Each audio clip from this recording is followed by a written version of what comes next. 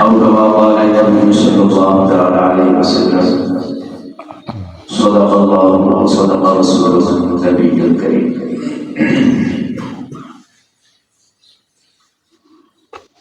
محترم حضرات سامعین، سورہ نساء کی ایک آیت مبارکہ کا ایک جملہ ذکر کیا ہے۔ اللہ رب العزت نے اس مقام میں مسئلہ میراث کو بڑی تفصیل کے ساتھ بیان کیا ہے۔ ویسے تو قرآن پاک کے اندر کئی احکامات بیان ہوئے ہیں، لیکن مسئلہ میراث کو اللہ رب العزت نے دیگر مسائل کے مقابلہ میں بڑے کھول کے بڑی تفصیل کے ساتھ اس کی جزیات سمیت بیان کیا ہے۔ دیگر مسائل کو، دیگر احکامات کو اس انداز کے ساتھ بیان نہیں کیا۔ سینکڑوں مرتبہ اللہ رب العزت نے حکم دیا نماز پڑھنے کا، اقیموا الصلاۃ یقیمون الصلاۃ، مختلف انداز کے ساتھ اللہ رب العزت نے نماز پڑھنے کا حکم دیا اور سینکڑوں مرتبہ دیا، لیکن اجمالی حکم بیان کیا، تفصیل حکم بیان کیا، نماز قائم کرو، لیکن فجر کے اندر کتنے رکعتیں پڑھنی ہے، ظہر میں کتنی پڑھنی ہے، عصر میں کتنی پڑھنی ہے، یہ چیزیں بیان نہیں کی۔ نماز کے اندر فرائض کتنے ہیں، واجبات کتنے ہیں، سنت کتنی ہے، ان چیزوں کو اللہ رب العزت نے قرآن پاک کے اندر بیان نہیں کیا۔ حکم دیا نماز کے ساتھ ساتھ آتوا الزکوٰۃ، زکوٰۃ ادا کرو۔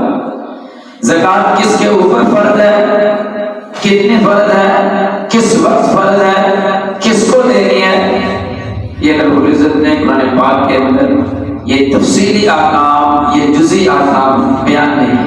حکم دیا زکوٰۃ ادا کرو، نماز کی ادائیگی کا حکم دیا، زکوٰۃ کے ادا کرنے کا حکم۔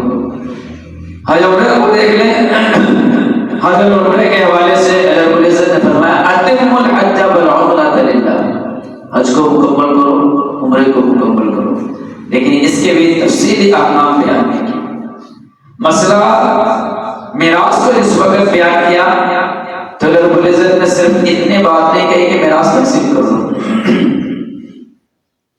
صرف اتنی بات نہیں کی، بلکہ تفصیلی احکامات اللہ رب العزت نے اس مقام کے اندر بیان کیا۔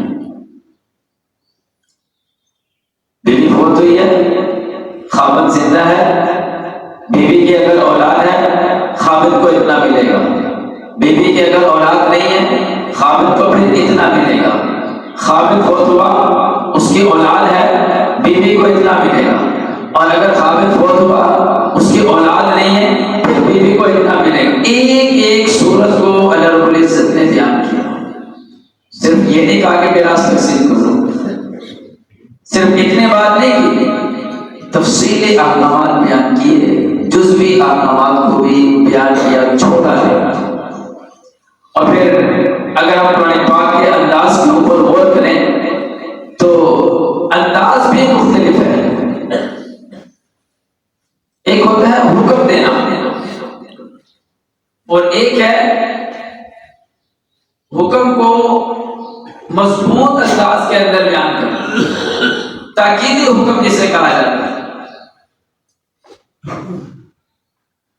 اللہ رب العزت نے فرمایا یوصیکم اللہ فی اولادکم للذکر مثل حظ الانثیین، اللہ تمہیں صرف حکم نہیں دے رہے، تاکیدی حکم دے رہے، پکا حکم دے رہے۔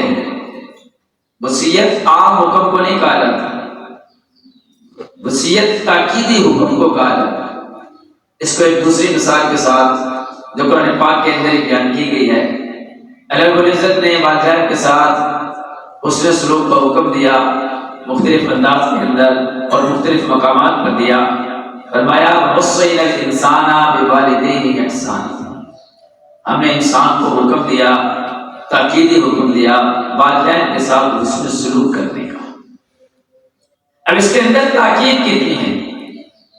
اللہ رب العزت فرماتے ہیں وَإِن جَاهَدَاكَ عَلَىٰ أَن تُشْرِكَ بِي مَا لَيْسَ لَكَ بِهِ عِلْمٌ فَلَا تُطِعْهُمَا۔ اگر کسی کے والدین خدا نخواستہ کافر ہیں، مشرک ہیں، اور ان کا کفر اور ان کا شرک صرف اپنے ذات تک محدود نہیں بلکہ وہ تمہیں بھی کفر اور شرک کا حکم دے رہے ہیں، مجبور کر رہے ہیں۔ وَإِن جَاهَدَاكَ عَلَىٰ أَن تُشْرِكَ بِي مَا لَيْسَ لَكَ بِهِ عِلْمٌ، اگر خود کافر اور مشرک ہونے کے باوجود تمہیں بھی کفر اور شرک کا حکم دے رہے ہیں، یہ بات تو تم نے نہیں مانی، فلا تطیعہم، لیکن حسن سلوک کا حکم اتنا تاکیدی ہے وصاحبہما فی الدنیا معروفا، اس حالت کے اندر بھی تم نے ان کے ساتھ حسن سلوک کرنا۔ تاکید اتنی ہے اس حکم کے اندر، والدین کے ساتھ حسن سلوک کا معاملہ کرنا یہ عام حکم نہیں ہے بلکہ تاکیدی حکم، اور تاکیدی حکم اتنا کہ کافر والد ہے، کافرہ والدہ ہے اور مشرک ہے تو بھی ان کے ساتھ حسن سلوک کرنا تاکیدی۔ یہی تاکیدی حکم اللہ رب العزت نے اس مقام کے اوپر بیان کیا، یوصیکم اللہ فی اولادکم للذکر مثل حظ الانثیین۔ عام حکم نہیں ہے، اس کو عام حکم نہ سمجھنا بلکہ بڑا تاکیدی زوردار حکم میں تمہیں دے رہا ہوں، والدین اولاد کے ساتھ تم نے اس طرح وراثت کے معاملے کو حل کرنا ہے۔ یوصیکم اللہ فی اولادکم للذکر مثل حظ الانثیین، بڑا تاکیدی حکم ہے، بڑا زوردار حکم ہے، اس کو عام حکم نہ سمجھنا۔ اور پھر صرف یہی تک نہیں، اس مقام کو اگر غور کے ساتھ وہ دیکھا جائے تو بڑی تاکید کے ساتھ اللہ رب العزت نے اس کو بیان کیا۔ ابتدا کے اندر فرمایا یوصیکم اللہ فی اولادکم للذکر مثل حظ الانثیین، پھر تھوڑے سے آگے چلیں تو آگے چل کر اللہ رب العزت نے فرمایا وصیۃ من اللہ، یہ اللہ نے تمہارے نام گویا وصیت کی ہے۔ پھر آگے چلیں تو اللہ رب العزت نے فرمایا فریضۃ من اللہ، یہ اللہ نے احکامات تمہارے اوپر نہیں چھوڑے، اللہ نے خود حصے مقرر کر کے تمہارے سامنے رکھ دیے ہیں، اسی کے ساتھ وہ تم نے تقسیم کر دی ہے۔ فریضۃ من اللہ، یہ اللہ کے مقرر کردہ حصے ہیں، تم ان میں کوئی رد و بدل نہیں کر سکتے، تم ان میں کوئی تم تبدیلی نہیں کر سکتے۔ چلو یہ امیر ہے اس کو کچھ نہ دیں، یہ غریب ہے اس کو زیادہ، یہ کام ہے۔ جو میں نے حکم دیا ہے، جو میں نے حصے مقرر کیے ہیں وہ میں نے کیے ہیں، تمہیں اس کے اندر تبدیلی کا، کمی بیشی کا کوئی اختیار نہیں۔ فریضۃ من اللہ، یہ اللہ کے مقرر کرتا ہے اسے۔ پھر آگے چلے تو اللہ رب العزت نے فرمایا تلک حدود اللہ، یہ اللہ کی حدیں ہیں، اور حدود کو کراس کرنے والا باغی ہوتا ہے، حدود کو کراس کرنے والا باغی سمجھا جاتا ہے۔ اللہ نے حدیں بیان کر دی، اس کو اللہ رب العزت نے فرمایا تلک حدود اللہ، یہ اللہ کی حدیں ہیں، ان کو کراس نہ کرنا، بہت بڑے مجرم بن جاؤ۔ اگر ان حدود کے اندر رہتے ہوئے زندگی گزارو گے تو خوشخبری بھی سنا دی وَمَن يُطِعِ اللَّهَ وَرَسُولَهُ يُدْخِلْهُ جَنَّاتٍ تَجْرِي مِن تَحْتِهَا الْأَنْهَارُ خَالِدِينَ فِيهَا وَذَلِكَ الْفَوْزُ الْعَظِيمُ۔ جو ان حدود کے اندر رہتے ہوئے اللہ کی بھی اطاعت کرے گا، اللہ کے رسول کی بھی اطاعت کرے گا، اور ان حدود کے اندر رہتے ہوئے جب وہ وراثت کے احکامات کے اوپر عمل کرے گا تو اس کے لیے جنت کی خوشخبری ہے، ہمیشہ ہمیشہ رہے گا، بڑی کامیابی ہے۔ اور اس سے اگلا مرحلہ یہ بیان کیا وَمَن يَعْصِ اللَّهَ وَرَسُولَهُ وَيَتَعَدَّ حُدُودَهُ يُدْخِلْهُ نَارًا خَالِدًا فِيهَا وَلَهُ عَذَابٌ مُهِينٌ۔ جس نے ان حدود کو جو ہے وہ کراس کیا اور ان حدود کو جو ہے وہ پامال کیا تو اس کے لیے جہنم کی وعید ہے، اور ذلیل کرنے والا عذاب اس کو دیا جائے گا۔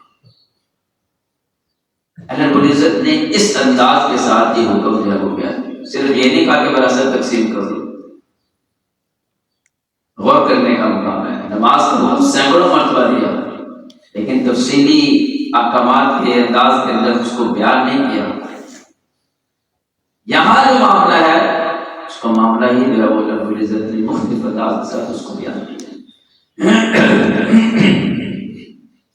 لیکن ہمارے بدقسمتی یہ ہے کہ قرآن جس تاکید کے ساتھ، جس انداز کے ساتھ اس حکم کو بیان کر رہا ہے، ہم اتنی ہی زیادہ اس کے اندر لاپرواہی کا شکار ہیں، ہم اتنے ہی زیادہ اس کے اندر سستی کا شکار ہیں، کوتاہی کرتے ہیں.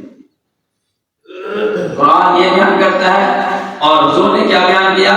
تعلموا الفرائض وعلموها، علم میراث کو سیکھو، دوسروں کو سکھاؤ. فإنها نصف العلم، یہ گویا نصف علم ہے. اور اگلا جملہ حضور نبی کریم صلی اللہ علیہ وسلم نے ارشاد فرمایا وَهُوَ أَوَّلُ شَيْءٍ يُنزَعُ مِنْ أُمَّتِي، یہ پہلی چیز ہوگی جو میری امت سے اٹھا لی جائے گی. پہلی چیز ہوگی جو میری امت سے اٹھا لی جائے گی، اس لیے اس کی خاص فکر کرنا، اس کے اندر کسی قسم کی کوتاہی نہ کرنا، سستی نہ کرنا. دوسرے مقام پر حضور نبی کریم صلی اللہ علیہ وسلم نے ارشاد فرمایا ایک آدمی فوت ہوگا اور دو آدمیوں میں وراثت کی تقسیم کے معاملے میں کوئی اختلاف ہوگا، کوئی جھگڑا ہوگا، ان کو تیسرا آدمی نہیں ملے گا جو ان کے مسئلے کو حل کر سکے. اس لیے اس کو سیکھو بھی، دوسروں کو سکھاؤ بھی. ہمارے اندر اس کی اہمیت ہونی چاہیے. قرآن اس انداز کے ساتھ بیان کرتا ہے، حضور نبی کریم صلی اللہ علیہ وسلم نے جس انداز کے ساتھ اس کو جو ہے وہ بیان کیا، ہمیں بھی اسی انداز کے ساتھ اس مسئلے کو لینا چاہیے. ہم اپنے انداز کے اندر وراثت کو تقسیم کرتے ہیں، ہم اپنے انداز کے ساتھ وراثت کا مطالبہ کرتے ہیں. بعض دفعہ مطالبہ کرنے والی اولاد کی طرف سے غلطی پائی جاتی ہے اور بعض دفعہ والدین کی طرف سے جو وراثت کو تقسیم کرنے والے ہوتے ہیں ان کی طرف سے غلطیاں کوتاہیاں پائی جاتی ہیں جو انسان کے لیے انتہائی نقصان ہے. مثلا اولاد کی طرف سے کیا وراثت کے بارے میں اصول یہ ہے کہ وراثت انسان کے مرنے کے بعد جو ہے ہوتی ہے اور اس کو ملتی ہے جو اپنے پورس کی وفات کے وقت زندہ ہوتا ہے. باپ فوت ہوا، اولاد جو زندہ ہے اس کے اندر وراثت تقسیم ہوگی. اس کے ماں باپ اگر زندہ ہے مرنے والے کے ان کو ملے گا. میاں بیوی میں سے ایک فوت ہوا دوسرا زندہ ہے اس کو جو ہے اس کا حصہ ملے گا. یہ مختلف احکامات ہیں جو وراثت کے حوالے سے مختلف صورتوں کے اندر جو ہے وہ پیش آتے ہیں. تو وراثت انسان کی موت کے بعد جو وہ ہوتی ہے، لیکن اولاد کی طرف سے ایک غلط مطالبہ یہ ہوتا ہے. بیٹے کی شادی ہوئی، بیٹے کی شادی ہونے کے بعد اب اگلا مرحلہ اس میں یہ ہوتا ہے بیٹا کہتا ہے جی مجھے میرا حصہ دو، میں نے زیادہ ہونا ہے، حالانکہ ابھی وراثت بنی ہی نہیں. باپ کے سامنے کئی مسائل ہوتے ہیں، میں نے پہلے بیٹے کی شادی کی ہے، اگر یہ علیحدہ ہو گیا میرا کاروبار تقسیم ہو جائے گا، میری جائیداد تقسیم ہو جائے گی، میں آگے اپنی اولاد کو کیسے لے کر چلوں گا، میں اپنے کاروبار کو آگے کیسے جو ہے وہ بڑھاؤں گا. آج اگر میں نے تقسیم کر دیا تو میرے پاس تو کچھ نہیں رہے گا. وہ تقسیم کرنے کی پوزیشن میں نہیں ہوتا اور بیٹا اس کے اوپر تقاضا کرتا رہتا ہے اور اتنا تقاضا کرتا ہے کہ اختلافات، لڑائی جھگڑوں کی صورت اختیار کر جاتے ہیں. اور بعض دفعہ ایسی بدبخت اولاد بھی ہوتی ہے جو اپنے والد کو ہی قتل کرنے تک کے لیے تیار ہو جاتی ہے. سنتے ہیں ہمارے سامنے ایسی بات کیا بھی پیش ہے کہ زندگی میں تو دے گرا، چلو سائڈ پر کر کے پھر ہی مل جائے. ایسے واقعات اس کے پیچھے جو بڑی غلطی ہے کہ وہ زندگی کے اندر وراثت کا مطالبہ کرنا. زندگی کے اندر وراثت ہوتی نہیں ہے. اگر والد اپنی خوشی سے تقسیم کرنا چاہتا ہے کر سکتا ہے، لیکن اس کے اندر بھی وہ شریعت کے اصولوں کا پابند ہے. یہ نہیں کہ کسی کو کچھ دے دیا کسی کو کچھ دے دیا، 15 بار تقسیم کر لی، اپنے ذہن کے مطابق تقسیم کر لی. نہیں، یوصیکم اللہ فی اولادکم للذکر مثل حظ الانثیین. قرآن پاک حکم دے رہا ہے تم نے کیسے تقسیم کر دی. اپنے ذہن کے مطابق تقسیم نہیں کرنے، یا تو برابر تقسیم کرو یا پھر لڑکے کے 2 حصے اور لڑکی کا 1 حصہ، کم از کم اس لیول کے اوپر۔ تو اولاد کی طرف سے ایک بڑی غلطی یہ ہوتی ہے زندگی کے اندر اتارنا شروع ہو جائے۔ والدین کی طرف سے جو اس حوالے سے ایک بڑی غلطی پائی جاتی ہے وہ یہ کہ جب والدین اپنی میراث کو تقسیم کرتے ہیں انصاف کو مد نظر نہیں رکھتے، انصاف کو مد نظر نہیں رکھتے۔ قرآن نے اصول بیان کیا، لڑکے کے 2 حصے، لڑکی کا 1 حصہ۔ حدیث مبارکہ کے اندر زندگی کے اندر تقسیم کے معاملے میں برابری کی بات کی ہے، برابر بھی تقسیم کر سکتے ہیں، لڑکے کو جتنا دیں لڑکی کو بھی اتنا ہی دیں، لیکن اگر عام اصول کے مطابق لڑکے کو 2 حصے دے دیں اور لڑکی کو 1 حصہ جو وہ دیا جائے اس کی بھی گنجائش ہے، لیکن ہوتا کیا ہے لڑکوں کو زیادہ دے دیا جاتا ہے، لڑکیوں کو یا دیا ہی نہیں جاتا یا معمولی درجے کے اندر دے دیا جاتا ہے، اور ہم سمجھتے ہیں کہ جب وراثت کو تقسیم کر دیا سب کے حق کو ادا کر دیا، حالانکہ حق کو ادا نہیں کیا۔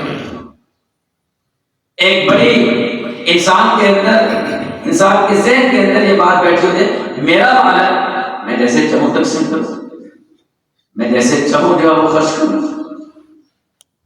یہ سوچ ہی غلط ہے۔ مال کمانے میں بھی میں شریعت کے اصولوں کا پابند ہوں کہ کیسے کمانا ہے، اس کو تقسیم کرنے میں، خرچ کرنے میں بھی میں شریعت کے اصولوں کا پابند ہوں کہ میں نے کیسے کرنا ہے۔ اپنے ذہن کے مطابق نہ کما سکتا ہوں، نہ اپنے ذہن کے مطابق میں خرچ کر سکتا ہوں، میں پابند ہوں میں نے کمانا کیسے ہے، خرچ کیسے کرنا ہے۔ اس لیے یہ ذہن کے اندر کہ میرا مال ہے میں جیسے چاہوں کروں، یہ سوچ ہی غلط ہے۔ بعض دفعہ ایسا ہوتا ہے کہ باپ فوت ہو گیا، اس کی جو جائیداد ہے، اس کا جو کاروبار ہے، اس کی جو میراث ہے وہ اب بیٹوں کے ہاتھ کے اندر آتی ہے، اور بیٹے یہ سمجھتے ہیں بہنوں کی شادیاں ہو گئی تھی اور ہم نے بہنوں کی شادیاں کر دی ہیں، اب بہنوں کا وراثت کے اندر کوئی حصہ نہیں ہے۔ ایک بڑی بات جو ہمارے ذہنوں کے اندر بیٹھی ہوئی ہے کہ بہنوں کی شادیاں کر دی ہیں، بہنوں کی ہوئی ہیں کہ بھائیوں کی شادیاں نہیں ہوتی، بہنوں کی شادیوں کے اوپر خرچ ہوا ہے تو کیا بھائیوں کی شادیاں مفت کے اندر ہو گئی، ان کی شادیوں پر اخراجات نہیں ہوئے؟ پھر بہنوں کی صرف شادیوں پر خرچہ ہوا ہے۔ اگر ہم بھائیوں کے اخراجات کو دیکھیں، ان کی تعلیم کے خرچے زیادہ ہوتے ہیں، کاروبار کروانے کے خرچے زیادہ ہوتے ہیں، اور بعض دفعہ اولاد ان کو کاروبار کروایا جاتا ہے لیکن وہ نقصان کر کے واپس آ کر زیرو ہو کر بڑے بڑے نقصان کر دیتے ہیں، لیکن کبھی یہ نہیں کہا جاتا کہ اس کو کاروبار کروا دیا تھا اور اب یہ فارغ ہے وراثت سے، کبھی یہ بات نہیں کہی جاتی۔ لیکن بیٹیوں کے معاملے میں جب بات آتی ہے، بہنوں کی جس وقت بات آتی ہے، جن کی شادیاں کر دی بس کام کرتی ہیں۔ وراثت کا جو معاملہ ہے یہ خرچے کے اوپر مبنی نہیں ہے کہ کسی کے اوپر خرچہ ہوا تو وراثت سے محروم اور خرچہ نہیں ہوا تو اس کو وراثت دے دی جائے، نہیں، نہ یہ محنت کا صلہ ہے۔ بعض لوگ یہ بھی کہتے ہیں جی والد کے کاروبار کے اندر محنت تو ہم نے کی ہے، بہنوں نے تھوڑے کی ہے، لہذا اس کے اوپر ہمارا حق ہے، بہنوں کا نہیں۔ یہ محنت کا بھی عوض نہیں ہے۔ اس کی ایک مثال، ایک باپ کے 2 بیٹے ہیں، بڑا بیٹا اور ایک 10 سال چھوٹا بیٹا۔ چھوٹا بیٹا بھی پڑھ رہا ہے اور تعلیمی اخراجات اس کے جو ہے وہ پورے کیے جا رہے ہیں، وہ کاروبار کے ابھی قابل نہیں ہے۔ بڑا بیٹا 10 سال بڑا ہے اور 10 سال سے باپ کے کاروبار کے اندر جو ہے وہ محنت کر رہا ہے اور باپ کو پورا جو ہے وقت دے رہا ہے، اس کے کاروبار کو وقت دے رہا ہے، اس کی محنت کی وجہ سے کاروبار بڑھتا جو ہے وہ چلا جا رہا ہے، لیکن 10 سال کے بعد باپ کا انتقال ہو جاتا ہے۔ کیا وہ چھوٹا بیٹا جو ابھی صرف پڑھ رہا تھا، اس کے تعلیمی اخراجات ہو رہے تھے اور اس نے ابھی کاروبار کے اندر ایک دن کی بھی محنت نہیں کی، تو اس کو وراثت نہیں ملتی؟ ملتی ہے۔ بلکہ اس سے اگلی مثال، باپ فوت ہو گیا اور اس کا ایک بیٹا یا اس کے 2 بیٹے باپ کے ساتھ محنت کر رہے ہیں، لیکن ابھی ایک وہ بچہ ہے جو ماں کے پیٹ کے اندر بھی پیدا بھی نہیں ہوا، باپ کا انتقال ہو گیا، باپ کے انتقال کے بعد جو ہے بچہ پیدا ہو رہا ہے، وہ بھی پورے میراث کا حق ہے، پورے حصے کا حق ہے۔ تو یہ بات کیا ہوئی؟ یہ بہنوں نے کاروبار تھوڑے کیا، بہنوں کو کاروبار تھوڑے کرنا آتا تھا، انہوں نے تھوڑی محنت کی ہے، محنت تو ہم نے کی ہے، یہ محنت کا صلہ ہی نہیں ہے، یہ محنت کا عوض ہی نہیں ہے۔ اس لیے اس بنیاد کے اوپر بہنوں کو فارغ کرنا یہ بھی ناجائز ہے۔ اور بعض لوگ بڑی ایک عجیب بات ہے، بڑی مشہور بات ہے، جی ہم نے بہنوں سے پوچھا تھا، بہنیں لیتی نہیں، بہنوں نے چھوڑ دیا ہے، انہوں نے معاف کر دیا ہے۔ اور ہمارے پوچھنے کا انداز کیا ہوتا ہے؟ اچھا آپ کو حصہ چاہیے یا بھائی چاہیے؟ یہ انداز ہوتا ہے ہمارا، حصہ لینا لے لو لیکن آج کے بعد دروازے بند ہیں ہمارے، تو ہمارے گھر کے اندر نہ، ہمارا مرنا جینا ختم ہو جائے گا، ٹھیک ہے حصہ لے لو۔ یہ ہمارا انداز ہوتا ہے بات کرنے کا۔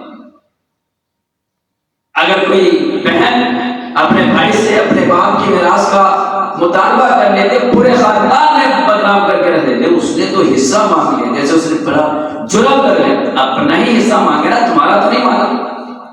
تم اس کا حق دبا کر بھی نیک ہو اور پاک صاف ہو، وہ اپنا حق مانگ کر جو ہے وہ بدنام ہو رہے ہیں، اور اس کو اس انداز کے ساتھ بدنام کیا جاتا ہے، اس نے پتہ نہیں کتنا بڑا جرم کر لیا۔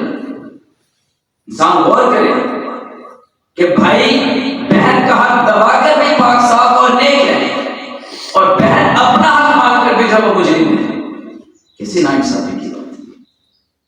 اس نے اپنا حق ہی تو مانگا، تمہارا حق تو نہیں مانگ رہی۔ اس لیے اس انداز کے ساتھ یہ باتیں کی جاتی ہیں۔ اگر ایسی صورتحال کے اندر بہن چھوڑ بھی دیتی ہے، معاف بھی کر دیتی ہے، اور یہ کہتے ہیں مجھے میرا حصہ نہیں چاہیے، مجھے بھائی چاہیے، اگر وہ یہ بات کہہ بھی دیتی ہے تو کہا نے لکھا ہے کہ اس صورتحال کے اندر اس کا معاف کرنا نہیں ہے، بھائی پھر بھی آخرت کے اندر دیتا ہے۔ ایک مرتبہ اس کو اس کا حصہ ادا کیا جائے، وہ اپنے حصے کے اوپر قابض ہو جائے، اور پھر اگر وہ چھوڑنا چاہے، دینا چاہے کسی کو تھوڑا زیادہ سارا، بات کی بات ہے، ایک مرتبہ جائے گی کی جائے، اور یہ سمجھ کر کہ یہ اللہ نے حصے مقرر کیے تھے، میں نے نہیں مقرر کیے کہ میں اس میں کمی بیشی کروں، اللہ کے مقرر کرتا حصے ہیں، ہم اس میں کوئی تبدیلی نہیں کر سکتے۔ یہ سمجھ کر، یہ سوچ کر اس کو اس کا حصہ ادا کرنا چاہیے۔ بعض دفعہ والدین جو ہے وہ اپنی زندگی کے اندر وراثت کو تقسیم کرتے ہیں، اور وراثت کو تقسیم کرنے کے لیے وہ یہ صورت اختیار کرتے ہیں، ایک بیٹے سے ناراضگی ہے اس کو فارغ کر دیتے ہیں، یہ نافرمان بیٹا ہے، میں نے اس کو کچھ نہیں دیا۔ جس بات کے اندر بڑی سخت پڑی ہے، اس حوالے سے بڑی سخت پڑی ہے۔ حضور نبی کریم صلی اللہ علیہ وسلم نے ارشاد فرمایا، من قطع میراث وارثہ قطع اللہ میراثہ من الجنۃ یوم القیامہ۔ جو آدمی دنیا کے اندر اپنے کسی وارث، چاہے وہ بیٹا ہو چاہے بیٹی ہو، بعض بیٹوں میں تقسیم ہو جاتی ہے، بیٹیوں کو محروم کر دیا جاتا ہے۔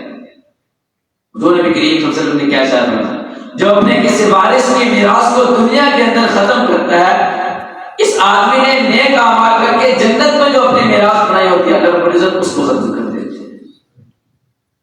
ساری زندگی اس نے نیک اعمال کر کے جنت کے اندر میراث بنائی تھی، اللہ رب العزت اس میراث کو ختم کر دیتے ہیں۔ من قطع میراث وارثہ قطع اللہ میراثہ من الجنۃ یوم القیامہ۔ دوسری حدیث میں بات کر کے اندر آتا ہے، ایک آدمی 60 سال 70 سال اللہ کی عبادت کرتا ہے، اور 60 سال 70 سال تک اللہ کی عبادت کرنے کے بعد جب موت کا وقت قریب آتا ہے تو وہ کوئی ایسی وصیت کر کے چلا جاتا ہے جس میں کسی وارث کو نقصان پہنچاتا ہے، تو حضور نبی کریم صلی اللہ علیہ وسلم نے ارشاد فرمایا، فَتَجِبُ لَهُ النَّارُ۔ ایسے مرد کے لیے بھی، ایسی عورت کے لیے بھی اللہ رب العزت جہنم کو واجب کر دیتے ہیں۔ اس امت کی جو عمریں ہیں وہ عام طور پر 60 سال 70 سال نہیں عمریں۔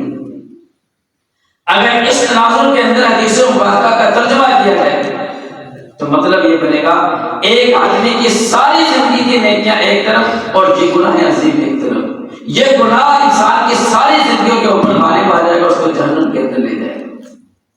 اگر اس حوالے سے اس حدیث مبارکہ کا ترجمہ جو ہے وہ کیا جائے اور اس کا مفہوم نکالا ہے، 60 سال 70 سال تک اللہ کی عبادت کی، اللہ کی عبادت کے اندر اس نے ساری زندگی لگا دی، اور آخر عمر کے اندر آ کر اس نے یہ گناہ نصیب کر لیا جس کو ہم گناہ سمجھتے ہی نہیں۔ حضور نبی کریم صلی اللہ علیہ وسلم کیا ارشاد فرماتے ہیں، اس کی وجہ سے جہنم وارد ہو جائے۔